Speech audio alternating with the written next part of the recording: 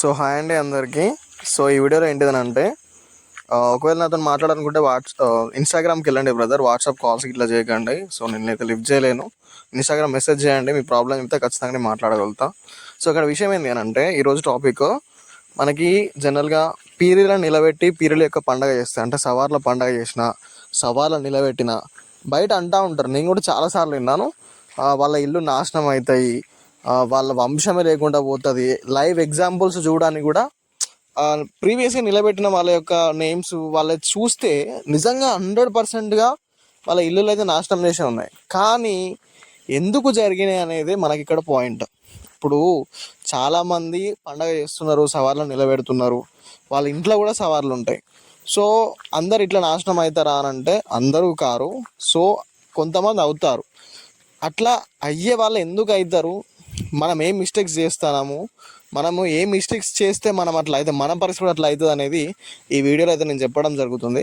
So ఇక్కడ విషయం ఏంది, ఫస్ట్గా మనం ఎవరైతే ముజవార్లు కానీ కొంతమంది హిందూస్ అయినా ముస్లిమ్స్ అయినా సవారా నిలబెడతారు కదా, పీర్లు నిలబెడతారు కదా వాళ్ళ ఇంటి తరపున, అట్లా వాళ్ళ పరిస్థితి ఎందుకు అట్లా అవుతుందని అంటే, వాళ్ళు ఈ దేవునికి పడేటువంటి సొమ్ము ఉంటుంది కదా, అంటే వెండి తొట్టెలు కానీ, వెండి కంటెలు కానీ, డబ్బుల రూపంలో ముడుపులు కానీ, సో ఇవన్నీ వస్తాయి.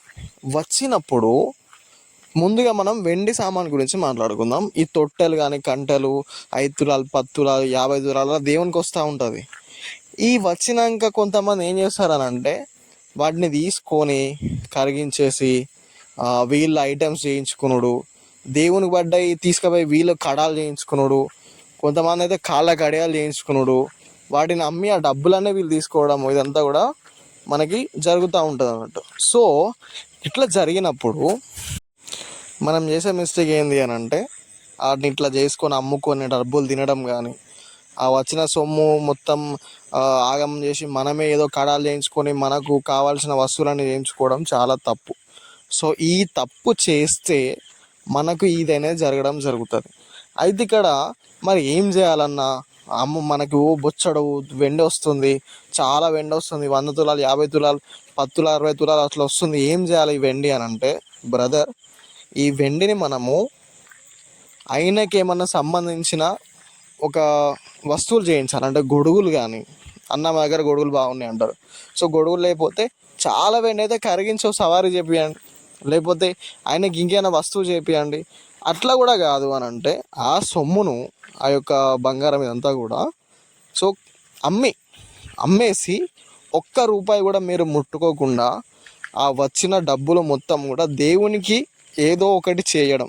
అంటే కొన్ని చోట్లల్లో మకాన్లు మంచిగా ఉండవు, రేగులు అట్లాంటివి, లేకపోతే ఇంకేమన్నా ఆయనకు సంబంధించిన పని, దేవునికి సంబంధించి బండి వేయించడం, ఏదైనా ఆయనకు సంబంధించిన యొక్క పని అనేది ఆయనకైతే మనం చేయాల్సి ఉంటుంది. ఆ వెండి ఆ యొక్క వస్తువుల గురించి మాట్లాడుకుంటే మాత్రం, అంటే వెండి మాత్రం మనం తీసుకోవడానికి అయితే ఎటువంటి అధికారం మనకు లేదు. ఒకవేళ తీసుకున్నట్లయితే మన యొక్క ఈ వంశం కానీ, అంటే మన తరతరాలుగా మన కొడుకులాగం మన పిల్లలాగం అసలు మన వంశమే లేకుండా పోతుంది వాస్తవానికి. సో అట్లా జరుగుతుంది.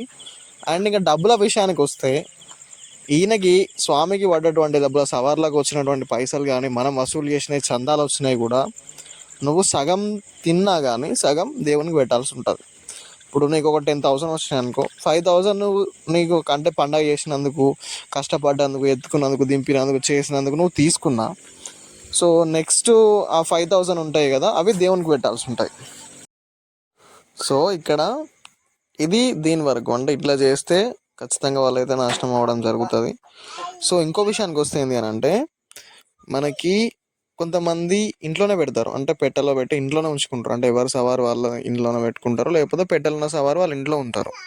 సో వాళ్ళు కూడా అట్లనే అవుతారు అంటారు. సో అవుతారు. ఎందుకు అవుతారు అని అంటే, ప్రీవియస్ డేస్లో వాళ్ళ పెట్టె కానీ ఆ పంజ కానీ మన ఇంట్లో ఉంది అని అంటే, అది ఒక దేవాలయం లాగా అయితే చూసుకోవడం జరిగేది. అంటే అంత నీట్నెస్గా, అంటే ఆయనకు సపరేట్ ఒక రూమ్లో పెట్టడము, ఆ రూమ్లోకి ఎవ్వరు వెళ్ళకపోవడము, ఎవరైనా బయటికి మనం ఏదైనా బయటికి పోయి వస్తే కాళ్ళు కడుక్కొని ఇంట్లోకి రావడం, వాళ్ళకు సవారు వచ్చినా రాకపోయినా ఇంట్లో మొత్తం కూడా బయట ఫుడ్ తీసుకోకుండా ఉండడం అనేది, అంటే బయట ఇట్లా తినాల కాడ అట్లా తినకుండా మంచి ఫుడ్ మాత్రం, అంటే ఓన్లీ ఏదైనా ఇట్లా పెళ్ళిళ్ళ కన్నా తినడము, ఇట్లాంటిది ఎవరింటికాడ చేయి అడగపోవడం, తినపోవడము, ఇంత నీట్గా ఉండేది అన్నట్టు.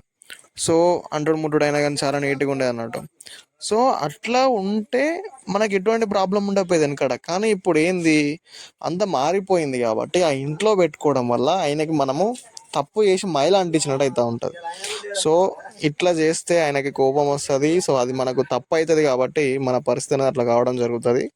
సో 100%గా ఒకవేళ మీ కాడ ఊరు కట్ట ఎట్లా ఉంది అంటే, పంజాని మనం ఆషుర్ ఖాన్లో పెట్టచ్చు, మకాన్లో పెట్టచ్చు అని అంటే దాన్ని మకాన్లోనే పెట్టేసేయండి.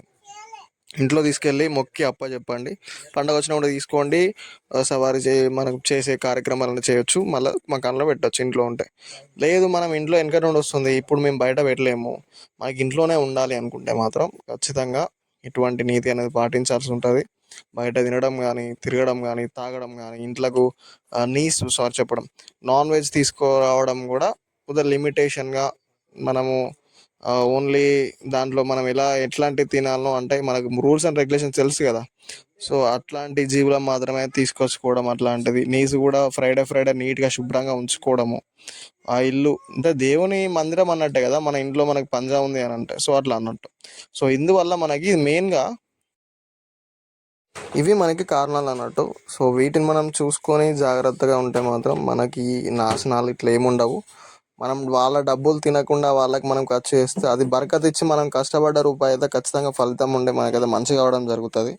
సో మనకు మంచి కాకపోవడానికి గల కారణమే అది.